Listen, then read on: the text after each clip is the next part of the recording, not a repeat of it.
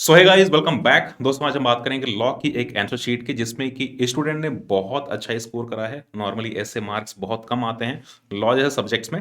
हम देखेंगे किस तरीके से इनके मार्क्स बहुत अच्छे आए हैं। जो इनके स्कोर हैं ये हैं 80 मार्क्स इनको मिले हैं, जिसमें कि इनको 56 मिले हैं मार्क्स ऑब्टेन्ड आउट ऑफ 70, जो कि आपका थ्योरी पोर्शन होता है। और जो अदर 24 मार्क्स इनको मिले हैं, जो कि मिले हैं एमसीक्यू में। तो हम डिस्कस करेंगे कंप्लीट आंसर शीट, आपको मैं दिखाने वाला हूं किस तरीके से इन्होंने क्या लिखा हुआ है, हैंड राइटिंग कैसी होनी चाहिए। कंप्लीट वीडियो बिल्कुल आप एंड तक देखिए। अभी आप आंसर शीट को फुल स्क्रीन में आप देख रहे होगे। मैं एक बार इनके मार्क्स आपको दिखाता हूं। इनको मिले 56 मार्क्स आउट ऑफ 70, और जो इनके एमसीक्यू हैं, एमसीक्यू में इनको 24 मार्क्स मिले हैं। एनालाइज करते हैं इनकी आंसर शीट को। And guys, yes, CA inter law की क्लासेस शुरू हो चुकी हैं। एप्लीकेशन पे जाइए एंड बिल्कुल आप उसको ज्वाइन कर लीजिए। लिंक मैंने शेयर करा है डिस्क्रिप्शन में। एंड अपार्ट फ्रॉम दिस और भी बहुत ही एडिशनल अच्छे अच्छे कोर्सेज एप्लीकेशन पे अवेलेबल हैं। सो डाउनलोड करिए विजडम से एप्लीकेशन को, ज्वाइन करिए क्लासेस एंड एंजॉय करिए। बात करते हैं इस आंसर शीट की। यहाँ पे सबसे पहला इन्होंने जो क्वेश्चन कर रखा है, ये कर रखा है थर्ड ए का फर्स्ट। इसमें थर्ड ए के फर्स्ट फर्स्ट एंड सेकंड दो क्वेश्चन हैं। जो फर्स्ट क्वेश्चन है ये है 3 नंबर का, और 3 मार्क्स में ये क्वेश्चन है आपका प्रोस्पेक्टस से। प्रोस्पेक्टस से सेक्शन नंबर 26 का क्वेश्चन है।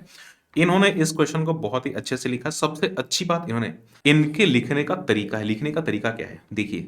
अगर कोई पैराग्राफ है, पैराग्राफ में आपको सिंपली या तो एरो लगा दीजिए या तो आप कोई बुलेट्स ऐसे लगा दीजिए, जिससे कि एग्जामिनर को देखने में ज्यादा आसानी हो। अब जैसे कि अगर हम बात करें इस आंसर शीट की, तो ये जो आंसर शीट है इसमें इन्होंने एक पैराग्राफ यहाँ पे लिखा, सेकंड पैराग्राफ, थर्ड पैराग्राफ, और फाइनली यहाँ पे इसके नीचे इन्होंने सारे के सारे पैराग्राफ्स दे रखे हैं। तो पैराग्राफ देने पे चीजें बाइफरकेट हो जाती हैं। कौन सा सेक्शन में कौन सा लिख रखा है एग्जामिनर को क्लियरली समझ आता है, और उसके बाद चीजें और भी ज्यादा क्लियर हो जाती हैं। एक ही लाइन में सब कुछ आप लिख दो, ये थोड़ा सा ठीक नहीं होता। पैराग्राफ बना करके आप लिखिए। एंड यस, कंक्लूजन जो भी क्वेश्चन है, कंक्लूजन लिख करके आप इसको इस तरीके से राउंड करिए। और देखिए, सबसे पहले यहाँ पे इन्होंने यस लिखा हुआ है। इसके बाद जो भी यस नो है, तो आपको इस तरीके से पहले ही लिखना है, और उसके बाद आपको एक्सप्लेनेशन देनी है। इसमें इनको 3 आउट ऑफ 3 मिल गए। टोटल 3 नंबर का क्वेश्चन था, और 3 नंबर इनको पूरे के पूरे मिल गए। हम चलते हैं आगे अगले क्वेश्चन पे। हाँ, एक बात मैं आपको और बताना चाहूंगा। देखिए, अगर आप कोई भी आंसर लिख रहे हैं, तो आंसर में जो भी आपको कीवर्ड लगता है, कीवर्ड बिल्कुल आप, जैसे कि यहाँ पे अगर हम बात करें, कीवर्ड है, कीवर्ड को बिल्कुल आप यहाँ पे अंडरलाइन करिए, ताकि एग्जामिनर को तुरंत वो बात समझ आए, तुरंत उनको दिख जाए। तो अंडरलाइन भी करिए, जिससे कि एग्जामिनर को इंप्रेस करने में ज्यादा सहायता मिलेगी।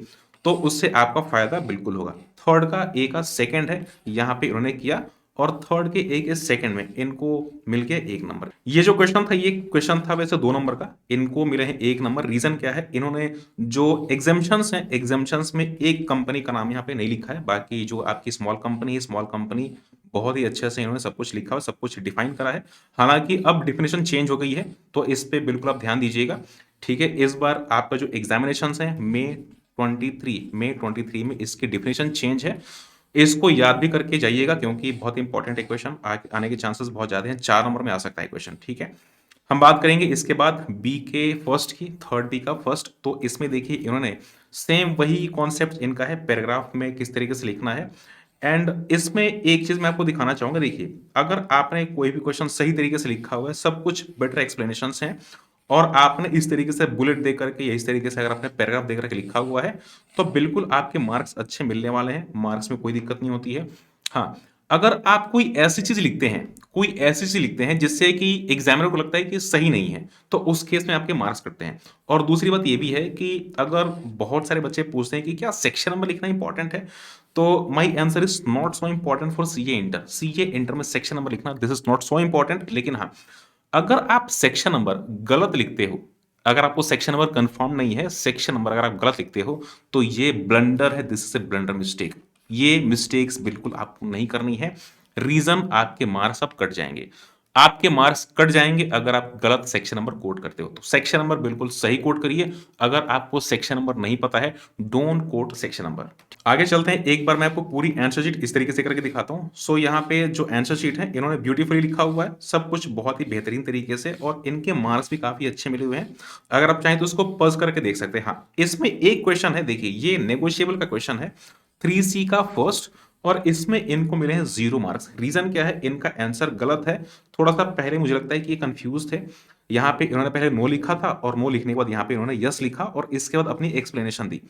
तो थोड़ा-सा इसमें गलती है और इस गलती के चलते इनके जो मार्क्स हैं, इनके मार्क्स 0 मिले हैं। तो अगर क्वेश्चंस गलत हैं, तो गलत क्वेश्चंस के मार्क्स तो वैसे नहीं मिलेंगे, लेकिन हाँ, इसमें आपको मिलती है step wise marking. Step wise marking क्या होती है? एग्ज़ाम्पल के लिए, जैसे मान लो कि कोई एक क्वेश्चन है केस स्टडी बेस का। केस स्टडी बेस का एक क्वेश्चन है, जिसमें कि आपके लगभग 3 या 4 स्टेप्स आप लेकर के जाते हो। जो फर्स्ट स्टेप होता है, ये होता है सेक्शन नंबर, ठीक है? सेक्शन नंबर, किस सेक्शन नंबर से बिलॉन्ग करता है? अगर आपको सेक्शन नंबर नहीं पता, so you can write simply this problem belongs to relevant section of companies act 2013 और नेगोशिएबल और कॉन्ट्रैक्ट, जो भी आपका एक्ट है उसके हिसाब से आप लिख दीजिए। और उसके बाद आपको जो सेकंड हेडिंग बनती है वो बनती है facts of the problem. Facts of the problem, question को आपने कितना समझा, कैसा समझा, वो आप इसमें लिखिए। थर्ड जो आपकी हेडिंग बनती है, ये provisions to the sections. Sections का जो प्रोविजन है आप लिखिए, सेक्शन का प्रोविजन। प्रोविजन बहुत ही अच्छे तरीके से लिखा होना चाहिए। आपके मार्क्स इसी के होते हैं मैक्सिमम। और उसके बाद लास्ट में आपका आता है कंक्लूजन। कंक्लूजन अगर आपका गलत हो जाता है, मान लो कि आपके सारी की सारी चीजें ठीक हैं, आपने सेक्शन नंबर भी सही कोट कर रखा है, फैक्ट्स ऑफ द प्रॉब्लम भी सही लिख रखा है, साथ में आपने जो प्रोविजन है ये भी बहुत ही बेहतरीन तरीके से लिख रखा है, लेकिन कंक्लूजन आपका गलत हो गया, सो इस केस में जो मार्क्स आपके कंक्लूजन के होंगे आपके वही मार्क्स कटते हैं, बाकी मार्क्स आपके नहीं कटते, बाकी मार्क्स आपको मिल जाते हैं। तो ये स्टेप वाइज मार्किंग होती है। तो अगर कभी भी कंक्लूजन गलत होता है तो कंक्लूजन के मार्क्स कटते हैं। लेकिन हाँ, जैसे कि हमने देखा ऊपर वाले क्वेश्चन में, जो कि इनका नेगोशिएबल इंस्ट्रूमेंट एक्ट का था, इसमें इनके 0 मार्क्स मिले। रीजन क्या था? कि इनका जो प्रोविजन है, प्रोविजन भी ठीक नहीं है, और इसी के चलते इनको पूरे के पूरे 0 मार्क्स मिले। ठीक है, हम चलते हैं आगे। और आगे इसमें बहुत ही अच्छा तरीके से इन्होंने बाकी सारे के सारे क्वेश्चंस लगभग बहुत ही अच्छी तरीके से करा हुआ है। तो मार्क्स कहीं कहीं पे इनके 1 नंबर कटे हुए हैं, बाकी लगभग इनके जो मार्क्स हैं, लगभग इनके मार्क्स फुल हैं। तो जो आंसर शीट है, एक बार मैं पूरी आंसर शीट इस तरीके से स्क्रॉल करके दिखाता हूं। हाँ, इसमें देखिए इन्होंने यहाँ पे कुछ चीजें अंडरलाइन करी है, जैसे कि यहाँ पे एक कीवर्ड है रेजिडेंट इन इंडिया, तो यहाँ पे इन्होंने कीवर्ड कर रखी है। अदरवाइज जो हम बात करें, अगर ये कंपनी ओपीसी की, ओपीसी का क्वेश्चन था, इसमें इन्होंने सब कुछ लिखा हुआ है, इसको अंडरलाइन भी कर रखा है। आगे मैं इसको स्क्रॉल डाउन कर रहा हूं, और इसको अगर आप चाहें तो रोक करके आप देख सकते हैं आंसर शीट को। एक और बड़ी इंपॉर्टेंट और बहुत अच्छी चीज यहाँ पे इन्होंने ये कर रखी है, जो भी आपके नंबर्स वाले आंसर्स हैं, तो इसमें इन्होंने क्या कर रखा है, इसमें इन्होंने राउंड लगा रखा है। तो यहाँ पे राउंड लगाने का फायदा क्या है? एग्जामिनर जैसे ही देखेंगे, तुरंत इनका जो कंसंट्रेशन है यहीं पे जाएगा, और इनको देख करके पता चलेगा कि हाँ, आपने सही करा है कि गलत कर रखा है। तो ये एक थोड़ा सा अच्छा होता है। अगर कोई भी ऐसा न्यूमेरिकल आंसर है, उसको बिल्कुल आप राउंड कर लीजिए, डायरेक्टली आंसर पता चल लेने के लिए। ठीक है, आगे चलते हैं। तो एक बार बिल्कुल आप जो आंसर शीट है पूरी तरीके से आप देख सकते हैं। फॉर्मेट लगभग इनका सेम है, सब कुछ उस तरीके से ही है जिस तरीके से लिखना चाहिए। जो पैराग्राफ्स हैं, या जो अगर हम बात करें इनका जो हेडिंग्स हैं या बुलेट्स हैं, सब कुछ उस तरीके से ही है। तो पूरी आंसर शीट आप एक बार देख सकते हैं। जो मार्क्स हैं, इनमें कुछ कुछ मार्क्स इनके पूरे के पूरे मिले हैं, और कुछ मार्क्स इनके 1 या 2 नंबर किसी सेक्शन में कटे हुए हैं। तो बाकी आपकी ये कंप्लीट आंसर शीट रही। सारे के सारे क्वेश्चंस इन्होंने अटेम्प्ट करे हैं, और इसके चलते इनके मार्क्स अच्छे आए हैं इस लॉ में। तो वैसे इनकी आंसर शीट बहुत अच्छी है, और लॉ में ऐसे मार्क्स लाना भी थोड़ा सा डिफिकल्ट होता है। This is not impossible, but yes this is bit difficult. तो इसमें मार्क्स बिल्कुल लॉ में आते हैं। 80 मार्क्स आप लॉ में लेकर के आ सकते हैं। ये आपके साथ में, आपके सामने ये आंसर शीट है, बिल्कुल 80 मार्क्स लेकर के आ सकते हैं।